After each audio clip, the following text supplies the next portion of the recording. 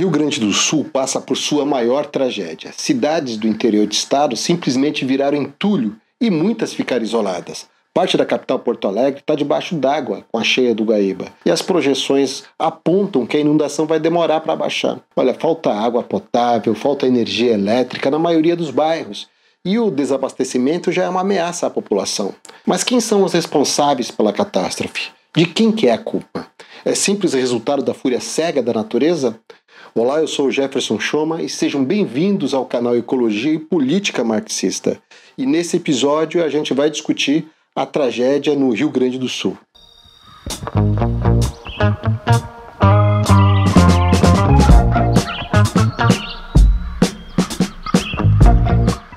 Até o dia 9 de maio, o Rio Grande do Sul contabilizava mais de uma centena de mortes. Pelo menos 136 pessoas estavam desaparecidas e 425 municípios foram afetados pelas enchentes. Centenas de milhares de pessoas estão desabrigadas e a catástrofe atingiu, sobretudo, a população mais pobre que vive nas chamadas áreas de risco. Olha, essa tragédia foi mais do que anunciada.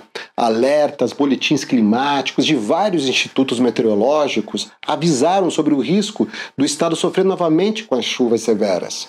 Novamente porque o Rio Grande do Sul já foi vítima de fortes chuvas no ano passado, como em setembro de 2023, quando uma chuva matou pelo menos 54 pessoas.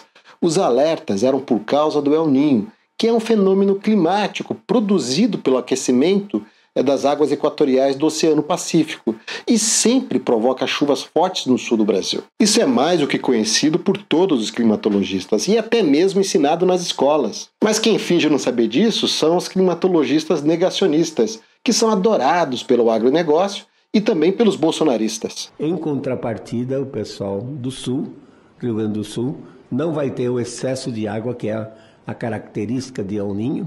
Um verdadeiro farsante, não é mesmo? O El Niño deste ano foi muito intenso por causa da alarmante situação climática da Terra.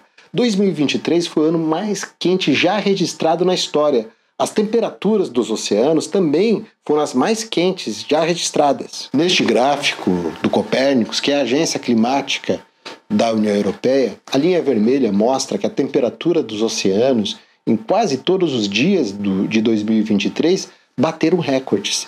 O auge foi em setembro. Em cinza, nessa nuvem aí embaixo, são os registros de outros anos, entre 1979 até 2022. E lá em cima, em lilás, é o registro de 2024. Como a gente pode ver, a temperatura dos oceanos é ainda maior e ela não para de subir. Olha, lembrando que os oceanos são os maiores reguladores climáticos do planeta, porque eles distribuem o calor por todo o globo. Eu explico isso no primeiro vídeo que eu postei aqui neste canal. Ele vai aparecer aqui e está também na descrição. Eu não vou falar mais sobre o aquecimento global porque está tudo lá no outro vídeo. Mas o que você precisa saber é que o aquecimento global é provocado pelos combustíveis fósseis, que é o petróleo, que é o gás e o carvão, que lançam uma quantidade imensa de dióxido de carbono na atmosfera, que é o famoso CO2. O resultado é que hoje temos a maior concentração de CO2 na atmosfera dos últimos 800 mil anos. Ou seja, o aquecimento global é antropogênico, ele é causado pela ação da sociedade humana. Mas essa sociedade tem nome e se chama capitalismo. A catástrofe no Rio Grande do Sul, infelizmente, não é um caso isolado. A ela se somam outras que ocorreram ao longo de 2023 e 2024, como as ondas de calor e de incêndios florestais nos Estados Unidos, Canadá e o trágico incêndio no Chile, que ocorreu em fevereiro. Também se somam as enchentes torrenciais, como na cidade costeira de Derna, na Líbia, que matou mais de 10 mil pessoas. No final agora de abril, inundações no Quênia mataram mais de 200 pessoas. Olha, os principais responsáveis pelo aquecimento global são os países imperialistas, cuja indústria é responsável por mais de 70% das emissões globais de carbono. Mas aqui no Brasil, o modelo de agricultura capitalista, que é chamado de agronegócio, é o principal responsável pelas emissões de carbono. Sozinho, o setor emitiu mais de 75% dos gases de efeito estufa de todo o país. É o agro que banca o negacionismo climático no Brasil, que é difundido também pela ultradireita bolsonarista. Aliás, os bolsonaristas estão promovendo uma outra enxurrada, uma enxurrada de fake news sobre o que vem acontecendo lá no Rio Grande do Sul. Isso porque eles não querem que você saiba o que eles fizeram no verão passado. É essa turma que passou a boiada na legislação ambiental do país. E defendem, junto com o agronegócio, pelo menos 25 projetos que tramitam no Congresso Nacional contra o meio ambiente. Por isso, esses projetos são conhecidos como o pacote da destruição. A destruição dos ecossistemas brasileiros pelo agro, como o Cerrado e como a Amazônia e todos os outros, agrava a situação climática, deixa a população mais vulnerável aos eventos climáticos extremos. Como a gente está vendo aí, agora, com grandes chuvas, com secas e as ondas de calor. No Rio Grande do Sul choveu o equivalente a 3 meses do que normalmente chove no estado. A média para essa época do ano é de 180 milímetros. Mas como dá para ver aqui, na maioria das cidades foi mais do que o dobro da média. Em algumas delas foi até 600 ou mais 700 milímetros. O Rio Grande do Sul é uma das regiões mais vulneráveis às mudanças climáticas, porque está numa latitude que é a transição de massas de ar quente e de massas de ar frio, facilitando as formações de chuvas torrenciais. Foi isso que aconteceu agora. Uma poderosa massa de ar frio foi bloqueada por uma intensa massa de ar quente, o que resultou numa frente fria estacionária e muita chuva. A situação piorou quando um corredor de umidade se formou entre a frente fria e a Amazônia. Nessa imagem a gente vê isso, em toda essa parte que está em amarelo, laranja e verde. Quanto mais escuro, mais intensa foram as chuvas. As condições hidrográficas e o relevo também não favoreceram o escoamento dos grandes volumes de chuva. A região hidrográfica do Guaíba foi a mais afetada pelo enorme volume de chuvas, principalmente da bacia do rio Taquari. São vários rios que compõem essa bacia e toda essa água escoa pelo rio Jacuí, que segue até o Guaíba. O resultado a gente vê nessa imagem de satélite. A água extravasou as planícies de inundação e destruiu as cidades que estavam nas margens dos rios. A inundação foi brutal e pegou parte de Porto Alegre também, que está aqui à direita dessa imagem. Gente, a verdade é que a chave do clima da Terra virou. A situação está piorando rapidamente. E outros eventos climáticos extremos como este vão se repetir com mais frequência.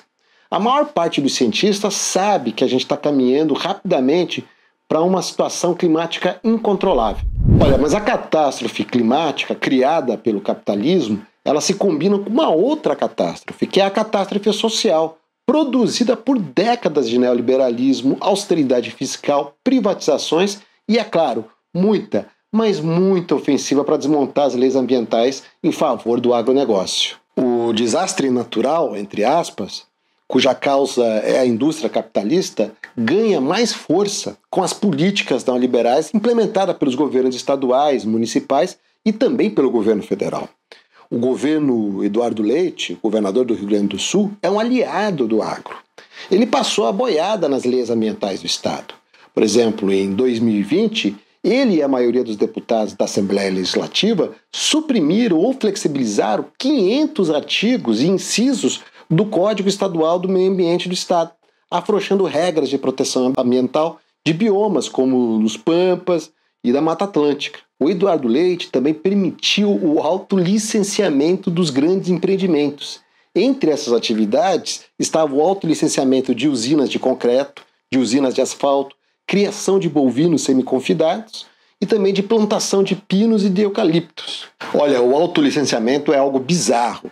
É o seguinte, se um capitalista quer produzir eucaliptos, ele não precisa mais esperar pela avaliação dos órgãos ambientais do Estado, de técnicos, laudos e tudo mais.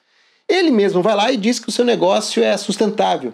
Por isso, o autolicenciamento é o sonho do agronegócio brasileiro. O governador ainda permitiu a construção de barragens, de açudes em áreas de preservação permanente, as APPs. Tudo isso para permitir o armazenamento de água para a agricultura e para a pecuária, ou seja, mais uma medida em prol do agronegócio.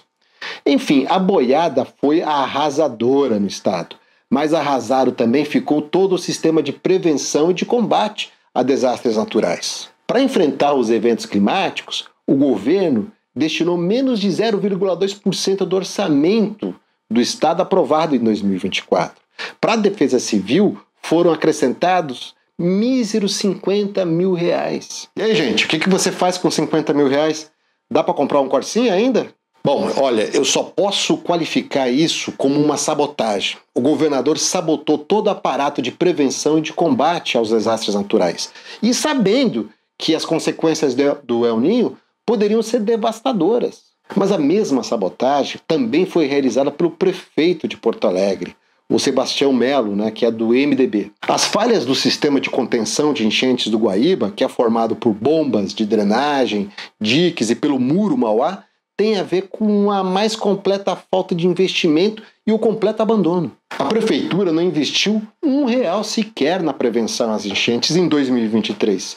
Isso mesmo, investiu R$0. Por isso que das 18 casas de bombas de Porto Alegre, apenas 4 estavam operando na cidade, pelo menos até o último dia 7.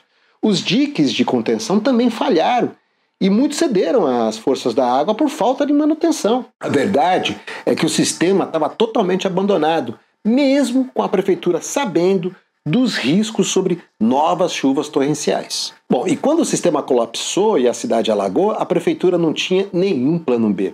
Não havia nenhum plano de contingência, de retirada de moradores em caso de inundação. Ainda bem que parte do sistema, que é bem antigo, foi formado lá nos anos 70, se manteve de pé e conseguiu evitar o pior. Mas, gente, até alguns dias atrás tinha gente, político de direita e também o governador, que queriam destruir o Muro Mauá para liberar ali os terrenos aos empreendimentos da especulação imobiliária. Dá uma olhada nessas imagens. Um antigo porto de Porto Alegre revitalizado, com as pessoas circulando livremente, sem ter aquele muro que dividia o antigo porto da cidade. E por lá, nesses antigos armazéns, restaurantes, espaços de cultura, de lazer, coworkings, espaços de inovação. Tudo isso ficou ainda pior com as privatizações das empresas estatais de água e de luz. A empresa privada Equatorial Energia chegou a desligar a energia elétrica de uma das casas de bomba de Porto Alegre e nem avisou a população, sequer avisou o prefeito, o que obrigou a evacuação de moradores de 2 bairros porque a água estava subindo rapidamente. Olha, mas o governo Lula também tem a sua responsabilidade por aplicar uma política de austeridade fiscal. O orçamento federal de 2023 para a gestão de riscos e desastres foi o menor em 14 anos. E só 31% desse orçamento foi investido em iniciativas de prevenção. O governo Lula também financia a expansão do agro e o seu rastro de destruição. Por exemplo, o governo destinou 364 bilhões do Plano Safra de 2023, o maior orçamento da história, que vai servir para financiar a destruição dos biomas brasileiros pelo agronegócio. Algo que é bastante irracional, porque a destruição provocada pelo agronegócio afeta as próprias condições de produção do setor. Provoca secas, provoca inundações, provoca quebra de safras, como a gente viu em todo o Brasil em 2023 e agora a gente está vendo no próprio Rio Grande do Sul. Mas a irracionalidade é parte da própria racionalidade do capital. Bom, agora os governos anunciam planos de reconstrução do Estado, mas o povo gaúcho precisa ficar em alerta. Uma catástrofe dessas proporções abre oportunidades para que os capitalistas possam lucrar em cima da desgraça do povo, como já aconteceu em outras catástrofes climáticas. Só para citar um exemplo, Nova Orleans em 2005, depois da destruição do Katrina. Mas isso, gente, é tema para um próximo episódio. Então, a gente se vê lá. Bom, se você gostou do episódio, não deixe de curtir e compartilhar. E se você quiser ajudar o povo gaúcho, participe da campanha organizada pela CSP com Lutas e doe agora para ajudar as vítimas. As informações estão aqui na descrição do vídeo.